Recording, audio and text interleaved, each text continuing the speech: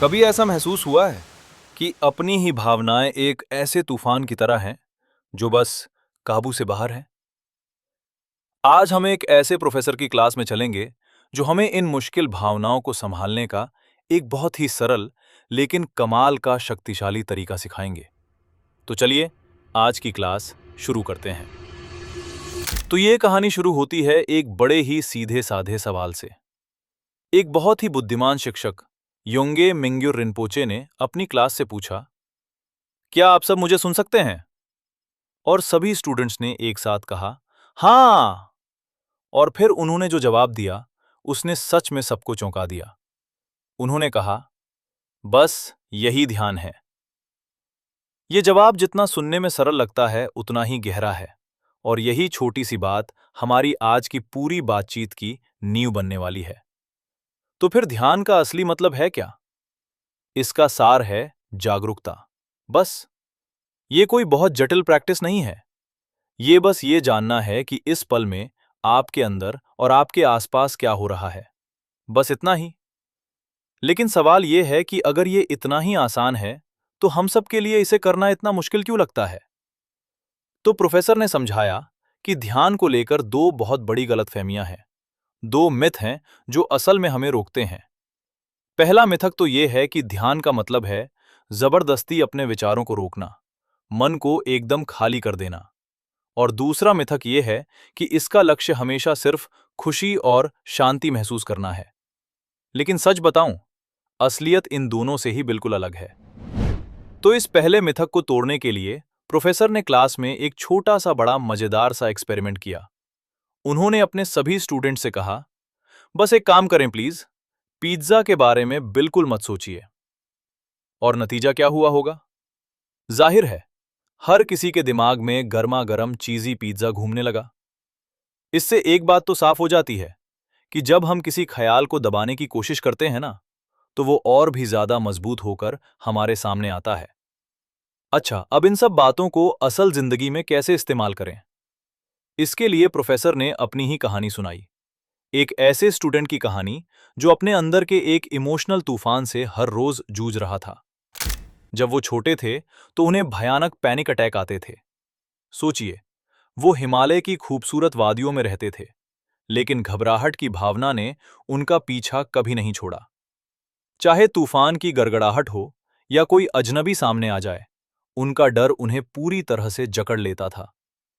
फिर जब वो 9 साल के हुए तो उनके पिता ने उन्हें एक बहुत ही पावरफुल सबक सिखाया। उन्होंने कहा, तुम्हारी जो जागरूकता है ना, वो आसमान की तरह है, हमेशा शांत, हमेशा वहां। और तुम्हारी घबराहट, अरे वो तो बस एक तूफान है, आता है, शोर मचाता है और चला जाता है। पर क्या कोई तूफान आसमान को बदल सकता है? कभी नहीं। बस इसी एक गहरी बात को बेस बनाकर उनके पिता ने उन्हें उस आसमान यानी अपनी असली जागरूकता से वापस जुड़ने का एक सीधा सा 3 स्टेप वाला तरीका सिखाया। ये 3 स्टेप्स हैं। पहला, सहारे के साथ ध्यान। दूसरा, प्रॉब्लम के साथ ही ध्यान। और तीसरा, खुली जागरूकता। चलिए एक एक करके समझते हैं कि ये हैं क्या। पहला स्टेप सबसे आसान है। इसमें करना क्या है?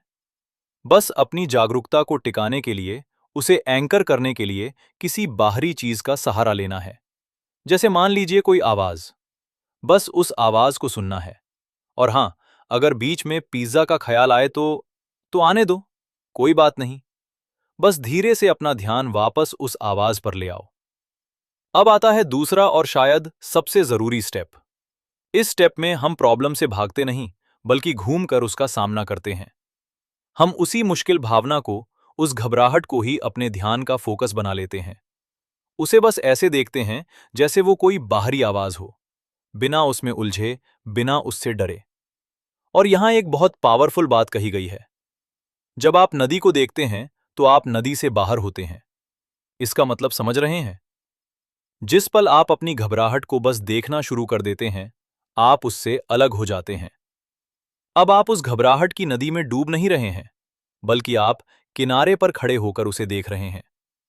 और इस दूसरे स्टेप के फायदे कह सकते हैं buy one get two free जैसे हैं।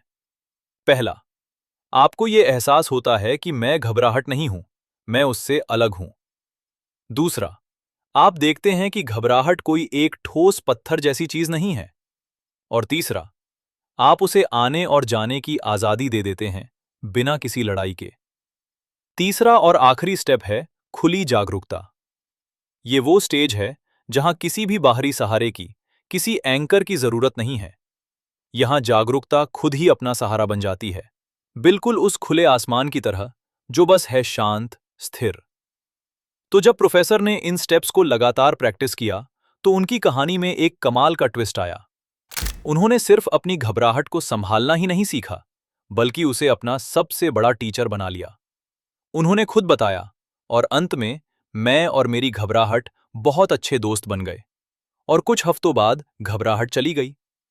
सोचिए, जब उन्होंने अपनी घबराहट से लड़ना छोड़ा, उससे दोस्ती की, तो वह अपने आप चली गई और यही समझ उन्हें हमेशा के लिए आजाद कर गई। तो इस पूरी जर्नी के आखिर में एक घबराए हुए बच्चे से एक कॉन्फिडेंट टीचर बनने तक उन्हें जिंदगी का सबसे गहरा सबक मिला। और वो सबसे बड़ा सबक क्या था? वो ये था कि आखिर में किसी तकनीक की भी जरूरत नहीं पड़ती। बस इस पल में यहां पूरी तरह से मौजूद रहना, बस होना, खोया हुआ नहीं, आजाद रहना, प्रेजेंट रहना। तो आखिर में यह पूरी बातचीत हमें एक बहुत गहरे सवाल के साथ छोड़ जाती है। क्या हो अगर जिंदगी की मुश्किलों का हल उनसे लड़ना हो ही ना? क्या हो अगर असली हल यह महसूस करना हो कि हम वो तूफान नहीं बल्कि वो आसमान हैं जिसमें सारे तूफान बस आते हैं और चले जाते हैं,